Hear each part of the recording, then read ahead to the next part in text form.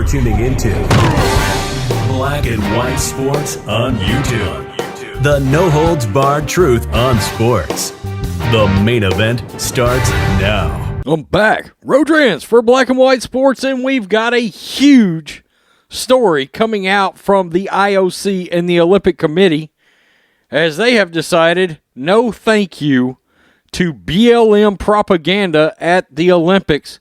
And this has got some wild-reaching implications because of the people that are going to be involved in the Olympics. It's a who's who of all-star woke virtue-signaling wranglers out there, including LeBron James, the NBA, and Megan Rapinoe. This is going to be the story, most likely this summer, when it comes to sports and the unbelievable wokeness, because there's about to be a fight between the Olympic Committee and Olympic players. They have made a ruling today, and they are not having it. Make sure you check out blackandwhitenetwork.com. Memberships are available over there. Joint content with myself and John Matrix together. Exclusive live streams, and if you are a silver member, you can get in on extra videos and a member panel. Let's get to this story, and it's big. Olympic bans Black Lives Matter apparel could punish athletes for social protest. This is from WGN. The postponed 2020 Summer Olympics are just 80 days away from taking place in Tokyo against the backdrop of the pandemic. It will be an Olympics unlike any other with no international fans. That is ridiculous. Athletes will have to pass a battery of nasal COVID-19 tests and are just one positive away from ruining years of hard work and training. Also, completely and utterly ridiculous. Most of these games will be outside. Millions of eyes will be on the games all over the world. It's a tremendous stage, both athletic triumph and possibly social change. Who can forget the images of Americans Tommy Smith and John Carlos with their fists raised during the 68 Olympic Games to protest racism? Now, the Olympics continue to ban athlete protest and could punish athletes who protest in any way. That means raising a fist or kneeling during the national anthem, as many professional U.S. athletes have done over the past year, risk punishment. Good.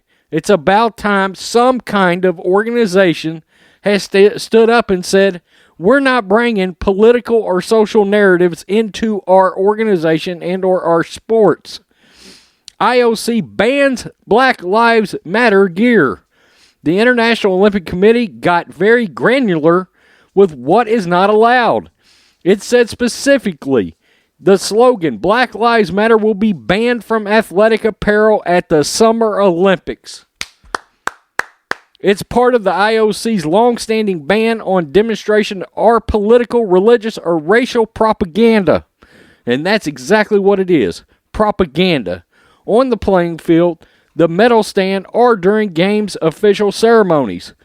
More generic words like peace, respect, solidarity, inclusion, equality will be allowed on t-shirts. So far, the IOC has not said what type of punishment athletes could face for violating the rules. It only said it will treat each violation on a case-by-case basis. I did a story on this a while back, far as they did a poll of 3,500 of the athletes, and 70% of them said it is not appropriate to demonstrate during competition, and 67% said not on the medal stand. So there you go. The athletes don't want to see it. The majority of the athletes do not want to see this. Now, there's been a push by the wokesters to try to reform the rule. Many groups have promised legal support for the athletes. Really? If you feel you're being unjustly persecuted here, don't play. Don't play. Don't represent your country, okay? That's their rules, not your rules. The World's Players Association's union said the IOC decision was a move that it expected. Quote, any athlete sanctioned by the Tokyo Olympics will have the full backing of the world players, said Brendan Schaub of the union's executive director. The group Global Athlete also issued a statement encouraging athletes to, quote, not allow outdated sports rules to supersede your basic human rights. It is not your basic human right to protest when you're involved with an organization that doesn't allow protesting, okay? If it's against the rules, it's against the rules. Noah Hoffman is heavily involved with Global Athletes, two-time Olympia, having competed in cross-country skiing. Though he thoroughly enjoyed both of his Olympic experiences, he told Nextstar's Andrew Martin that he strongly believes that it is time to elevate the voice of the international athlete. Oh, we got a virtue signaling of epic proportions coming. We envision an Olympics where athletes are the center of the show more than the host country or the politics around it or the sponsors. It is a huge spectacle where the athletes are an afterthought. Look, that's supposed to be the whole point of going to the Olympics, is to be proud and represent your country. When the hell did that change? Now, look at this, black and white sports fans. I want to show you what we've got coming from this. This is a list of the U.S. women's soccer team. Look at the forwards making the cut. Megan Rapinoe's name is right there. We know she is one of the biggest wokesters on the planet, and she is out there virtue signaling for every freaking woke cause that there is, including Black Lives Matter. Now, let me show you this, because the drama and the plot involving this will continue. This was back in March 11th. USA basketball team, 57 finalists for the U.S. Olympic men's team. Who is on the screen? LaChina James. That's right, the biggest communist in the NBA. 15 players were added to a group headlined by LeBron James and Kevin Durant.